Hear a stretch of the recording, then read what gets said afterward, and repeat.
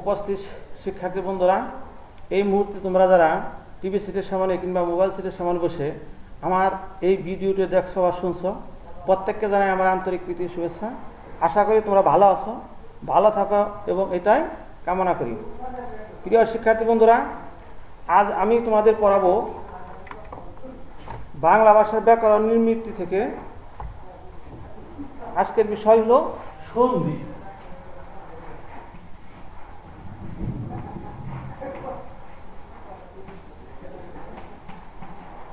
সন্ধি তোমরা প্রত্যেকে মনোযোগ দিয়ে শুনবে যে সন্ধি কাকে বলে, সন্ধি জিনিসটা কি।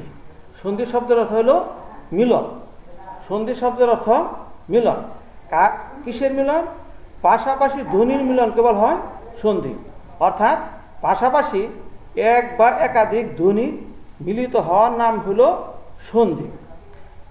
তো আমরা পেলাম সন্ধি, সন্ধি শব্দের অর্থ পেলাম মিলন, এবং সন্ধি কাকে বলে? যে পাশাপাশি ধ্বনির মিলন কেবল হয় সন্ধি। তো সন্ধি তিন প্রকার। সন্ধি প্রধানত তিন প্রকার।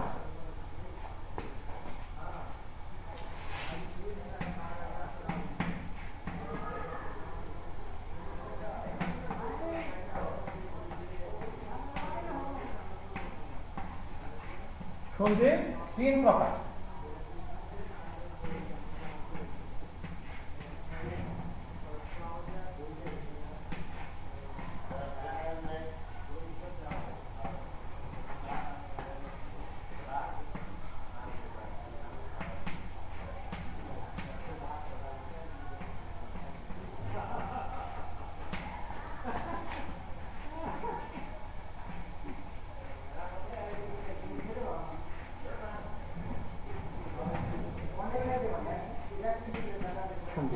আমার পেলাম সন্ধি তিন প্রকার: স্বরসন্ধি, ব্যঞ্জন সন্ধি ও বিসর্গ সন্ধি। এখন স্বরসন্ধি কাকে বলে আমরা জানবো। স্বরসন্ধি কাকে বলে বা স্বরসন্ধি কি? এখন স্বরসন্ধি হলো স্বরবর্ণের সঙ্গে, অর্থাৎ স্বরধ্বনির সঙ্গে স্বরধ্বনির মিলনে যে সন্ধি হয় সেটাকে বলা হয়েছে স্বরধ্বনি। এই স্বরসন্ধি অর্থাৎ স্বরধ্বনির সঙ্গে স্বরধ্বনির মিলনে যে সন্ধি হয় তাকে বলা হয় স্বরসন্ধি। যেমন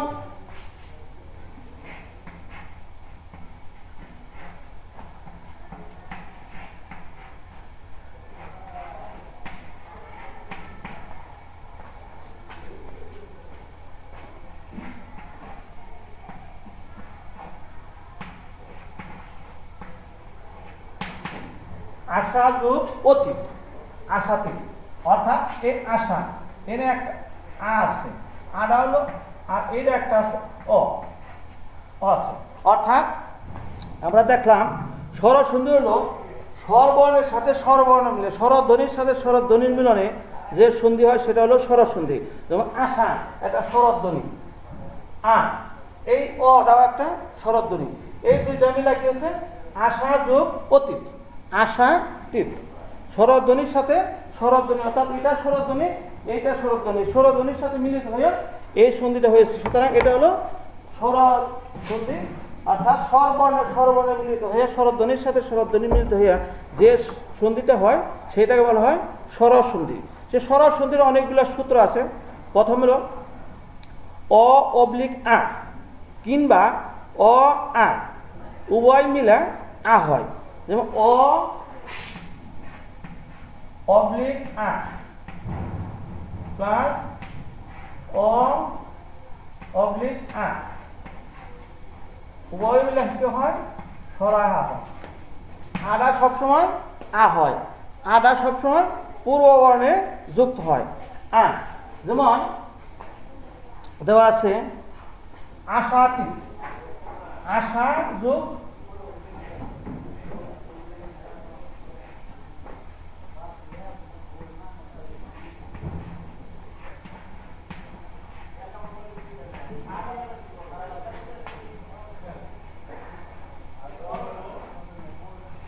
আশাতীত, অর্থাৎ এই আ এই অ দুইটা মিলে কিছু আকার হচ্ছে, বা আকারটা সবসময় পূর্ববর্ণে যুক্ত হয়।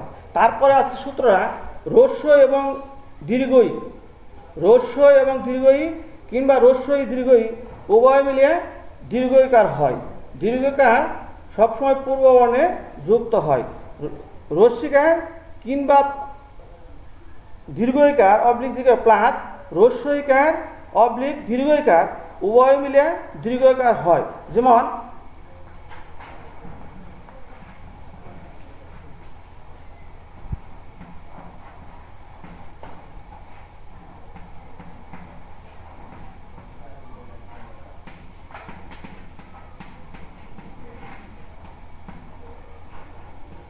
পরীক্ষা, এই যে রস্যিকার, এটা হলো রস্যিকার দীর্ঘইকার, ওই উভয় মিলে দীর্ঘইকার হয়েছে এবং দীর্ঘইকারটা সবসময় পূর্ব বর্ণে যুক্ত আছে। যেমন পরি ও যোগ ইচ্ছা, দীর্ঘ ইচ্ছা, তাই না? দীর্ঘ এই রস্য এবং দীর্ঘই এই দুইটা মিলে হয়েছে দীর্ঘই। দীর্ঘটা সবসময় পূর্ব বর্ণে যুক্ত হয়। যেমন পরীক্ষা, তদ্রূপ রস্য অবলিক দীর্ঘ কিংবা রস্য অবলিক দীর্ঘ উভয় মিলিয়ে দীর্ঘ হয়। যেমন মরু যোগ উদ্যান, মরুদ্যান, মরু যোগ উদ্যান, অর্থাৎ রস্য অবলিক দীর্ঘ কিংবা রস্য অবলিক দীর্ঘ উভয় মিলে দীর্ঘও হয় এবং দীর্ঘটা সবসময় এই পূর্ববর্ণে যুক্ত হয়। যেমন মরু যোগ উদ্যান, মরুদ্যান। তারপরে একটা সূত্র অ অবলিক আ, রস্যই কিংবা দীর্ঘই, অ অবলিক আ রস্যই অবলিক দীর্ঘই, এই দুইটা বর্ণ মিলে একার হয়। একারটা সবসময় পূর্ববর্ণে যুক্ত হয়।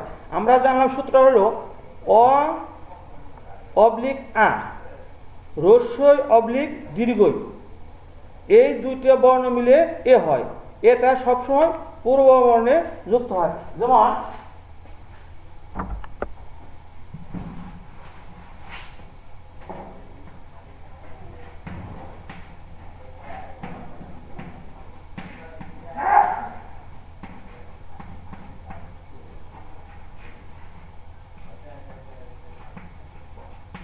শুভেচ্ছা, শুভেচ্ছা অর্থাৎ পূর্ববর্ণে অ, এর অ একটা অ আছে আর আছে রস্যই, এই দুইটা মিলা হচ্ছে একার। একারটা সবসময় কি হয়েছে পূর্ববর্ণে যুক্ত হয়েছে। যেমন শুভ যোগ ইচ্ছা, শুভেচ্ছা। আবার শরীয় oblique a plus a oblique ও উভয় মিলে ঐকার হয়। অ oblique a plus a oblique ওই উভয় মিলে ঐকার হয় এবং ঐকারটা সবসময় পূর্ববর্ণে যুক্ত হয়। যেমন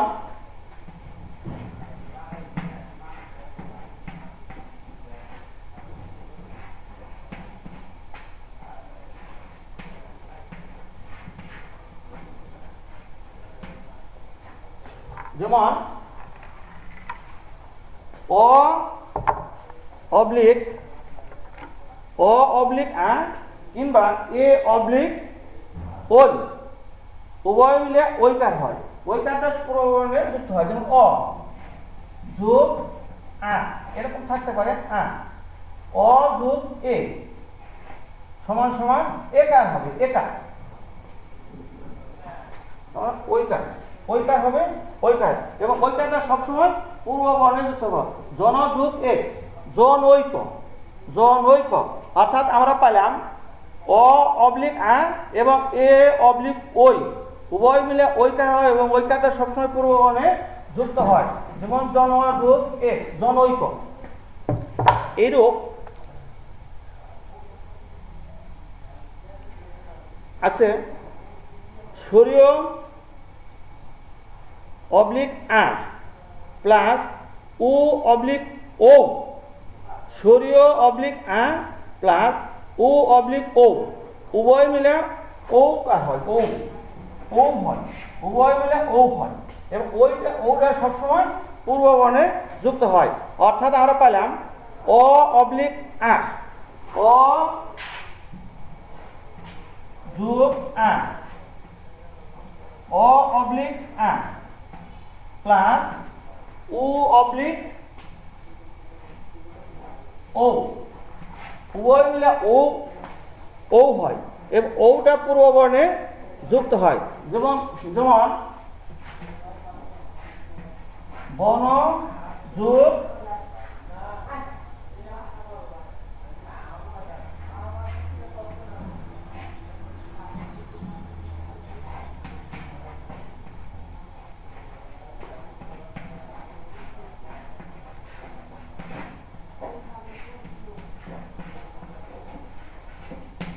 বনযোগ ঔষধি, বনৌষধি।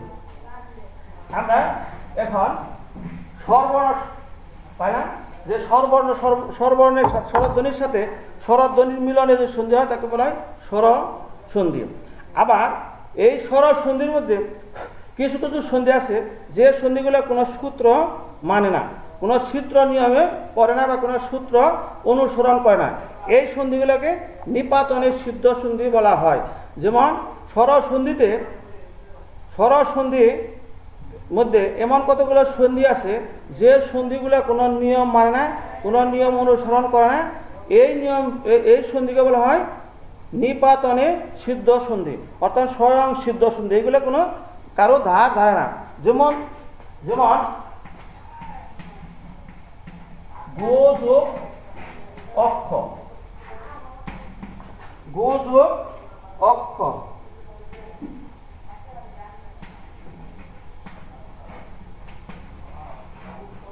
গোযোগ অক্ষ, গবাক্ষ। এখন এই গবাক্ষরে সূত্র অনুযায়ী গ বক্ষ হওয়ার কথা ছিল, কিন্তু সেই গবক্ষ না হয়ে হয়েছে কি গুবাক্ষ, অর্থাৎ এই সন্ধিটা কোনো নিয়ম মানে না, সুতরাং নিয়ম অনুসারে হয় না। এই জন্য এইটাকে বলা হয়েছে নিপাতনের সিদ্ধ সন্ধি। তা আমরা এখন স্বরসন্ধি পেলাম। এখন ব্যঞ্জন সন্ধি, ব্যঞ্জন সন্ধি। ব্যঞ্জন সন্ধি কাকে বলে? ব্যঞ্জন বর্ণের সাথে ব্যঞ্জন বর্ণ, ব্যঞ্জন বর্ণের সাথে ব্যঞ্জন বর্ণ কিংবা স্বরবর্ণের সাথে ব্যঞ্জন বর্ণ কিংবা ব্যঞ্জন বর্ণে মিলিত হইয়া যে সন্ধি হয় তাকে ব্যঞ্জন সন্ধি বলা হয়। অর্থাৎ স্বরে ব্যঞ্জনে, ব্যঞ্জনে স্বরে ও ব্যঞ্জনে ব্যঞ্জনে যে সন্ধি হয় তাকে ব্যঞ্জন সন্ধি বলা হয়।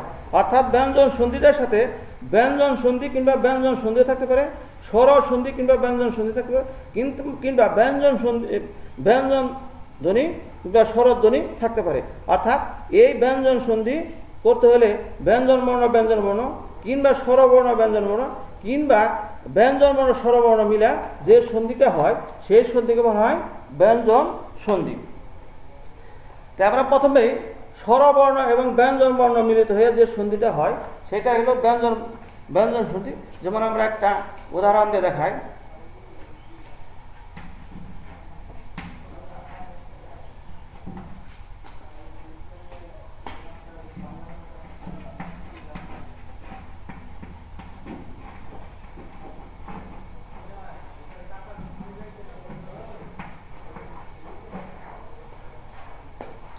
যেমন এই জায়গায় অ আছে একটা ব্যঞ্জন বর্ণ যোগ চ আছে, চ, অর্থাৎ এইটা হলো ব্যঞ্জন বর্ণ, স্বরবর্ণ, এইটা হলো ব্যঞ্জন বর্ণ।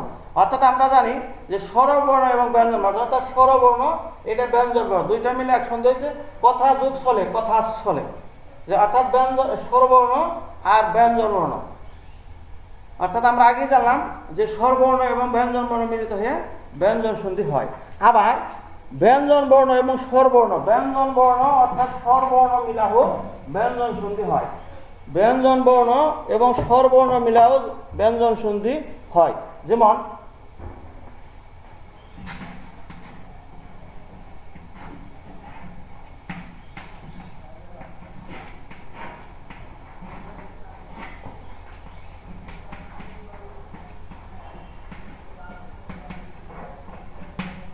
এক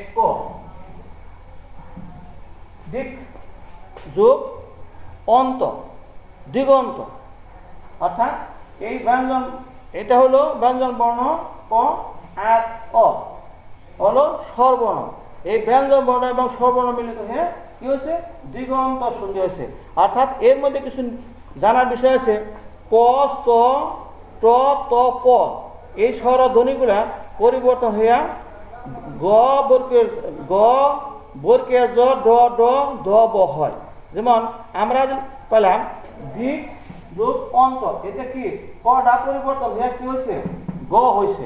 এটা হলো ক পরিবর্তন। আমরা পাইলাম যে ক চ ট ত প এই স্বরগুলো পরিবর্তন হইয়া গ হয়, কিংবা বর্গীয় জ হয় ড ড হয় দ ব হয়। সুতরাং যেহেতু সূত্র মতে আমাদের কটা পরিবর্তন হইয়া কি হয়েছে গ হয়েছে দিগন্ত, অর্থাৎ এটা হলো ব্যঞ্জন বর্ণ এবং স্বরবর্ণ মিলিত হইয়া এই সন্ধিটা হয়েছে। আবার ব্যঞ্জন বর্ণ এবং ব্যঞ্জন বর্ণ মিলিত হইয়া যে সন্ধিটা হয় তাকে ব্যঞ্জন সন্ধি। যেমন ব্যঞ্জন বর্ণ এবং ব্যঞ্জন বর্ণ, যেমন মনে করে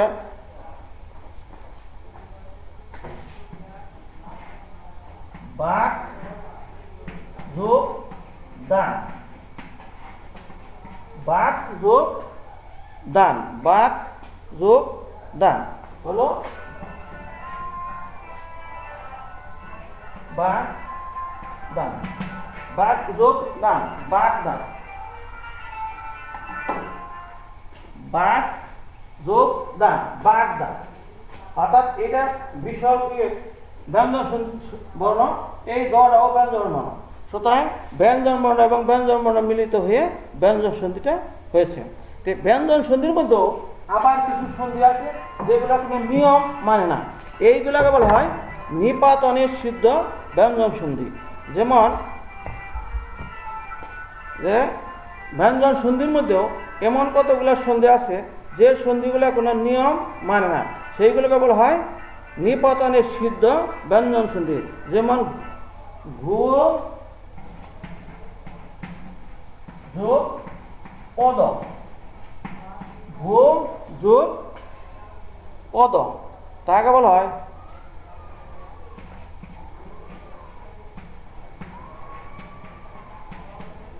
ঘোষ পদ, ঘোষ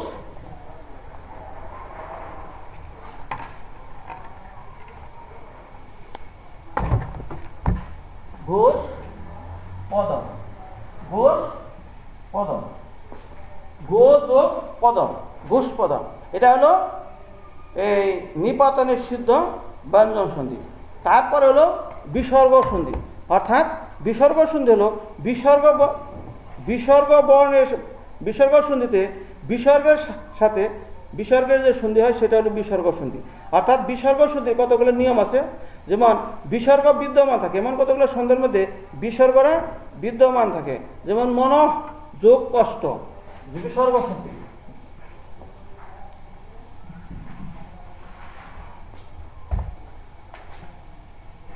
মন যোগ কষ্ট, মন কষ্ট।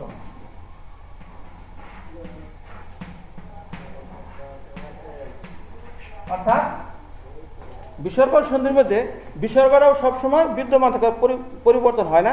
যেমন মন কষ্ট, অধপতন, বয়স সন্ধি ইত্যাদি। আর বিসর্গ হয়েও বিসর্গ উ হয়ে যায়। বিসর্গ অনেক সময় দেখা গেছে বিসর্গটা অনেক সময় উ হয়ে যায়। যেমন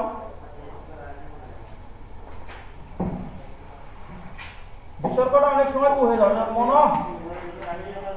যোগ যোগ সমান সমান মন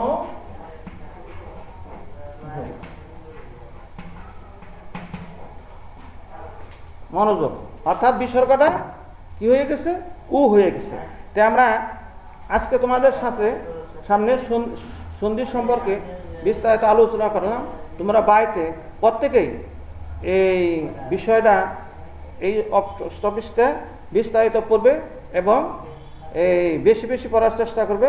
যেহেতু করোনা ভাইরাসে আমরা প্রত্যেকেই সারা পৃথিবী জর্জরিত, সেই হিসাবে আমরা প্রত্যেকে স্বাস্থ্যবিধি মেনে চলব এবং নিয়মিত হাত সাবান বা ছাই দিয়ে হাত পরিষ্কার করব এবং বিনা প্রয়োজনে কখনো ঘরের বাইরে যাব না এবং স্বাস্থ্যবিধি মেনে রাস্তায় চলব। তো প্রত্যেকে ধন্যবাদ জানিয়ে আজকে আমি আমার ক্লাসটা শেষ করছি। ধন্যবাদ।